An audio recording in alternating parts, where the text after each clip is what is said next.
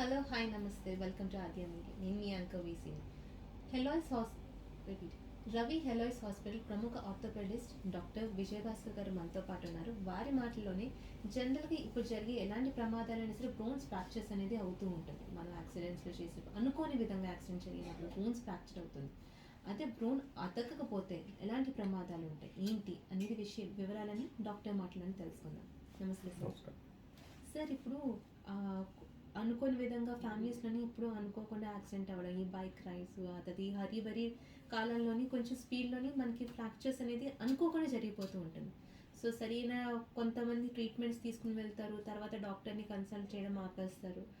ఈ టైంలో ఏమవుతుందంటే సార్ బోన్ అతకకుండా ఉంటుంది. సో ఇలాంటప్పుడు ఏ ప్రమాదాలు ఉంటాయి, అసలు ఏం ప్రాసెస్ చేయాలి ఏంటి అనేది కొంచెం వివరంగా చెప్తారా సార్?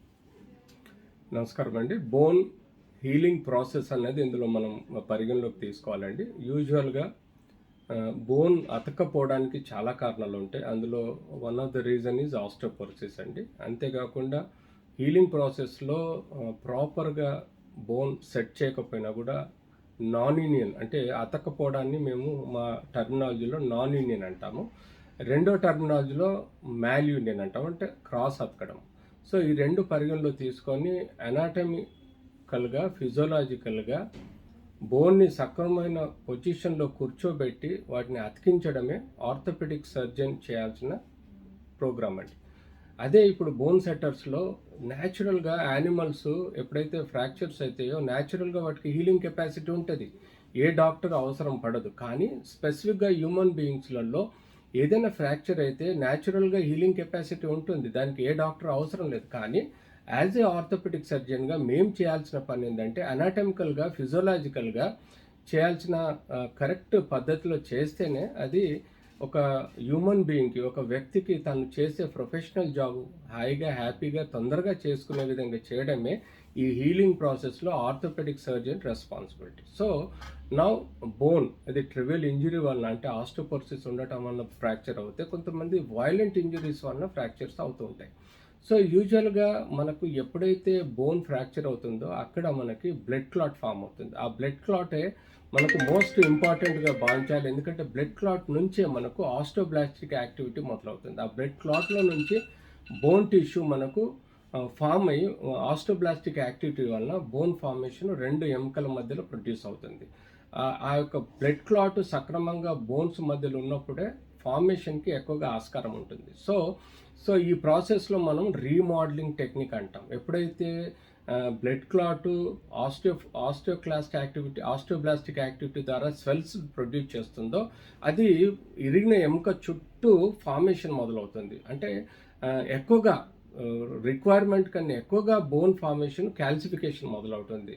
అది ఒకసారి ఎముక ఇరిగిన చోట చుట్టూ బోన్ ఫార్మేషన్ అయిన తర్వాత దాన్ని రీమోడలింగ్ పద్ధతిలో మళ్ళీ బోన్కి ఆకారంలో రూపంలో అది రీమోడల్ చేసుకొని బోన్ అతకడం అనేది చేస్తుంది. సో మనకు యూజువల్గా నాన్ యూనియన్ అంటే బోన్ అతక్కపోవడానికి కారణాలు, ఒకటి bone formation blood clot formation ఎక్కువగా ఉండకపోవడం, రెండు బోన్ అనటమికల్ పొజిషన్లో ఉండకపోవడం, మూడు సరైన పద్ధతిలో దానికి రెస్ట్ ఇవ్వకపోవడం, నాలుగు బాడీలో విటమిన్ డి కాల్షియం లెవెల్స్ తక్కువ ఉండటం, ఐదు బాడీలో న్యూట్రిషన్ కెపాసిటీ తక్కువ ఉండటం, కొంతమందికి జీన్స్ ప్రకారం కూడా కొన్ని బోనీ డిసీజెస్ ఉండటం వల్ల బోన్ అతక్కపోవడానికి కారణాలు ఉంటాయి.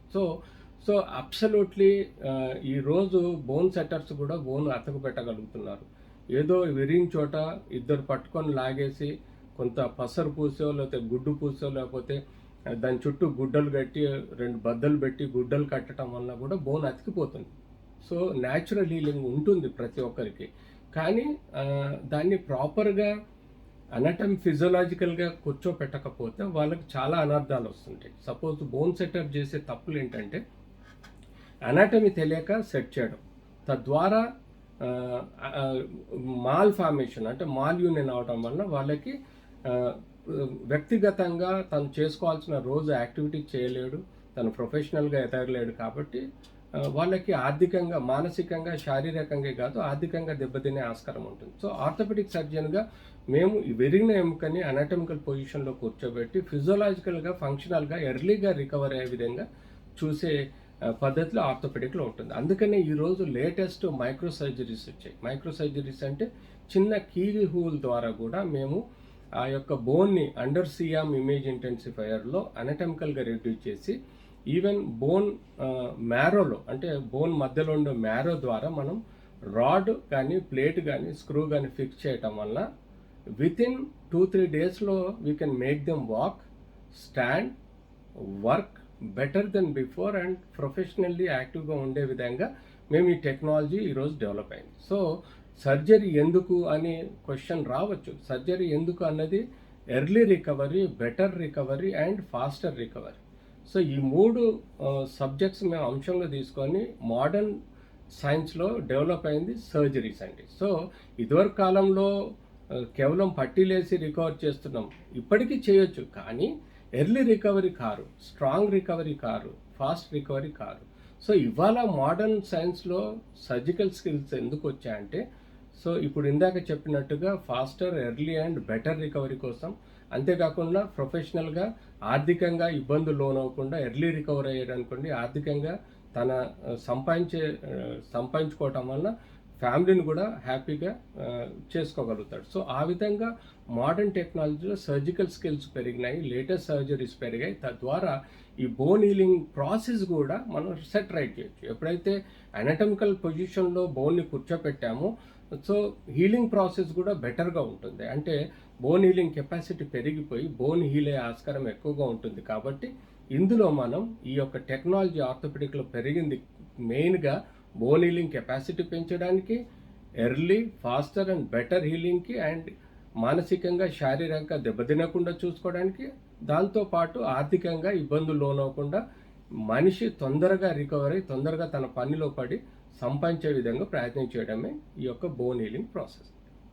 సార్ ఇప్పుడు చాలా 7 minutes.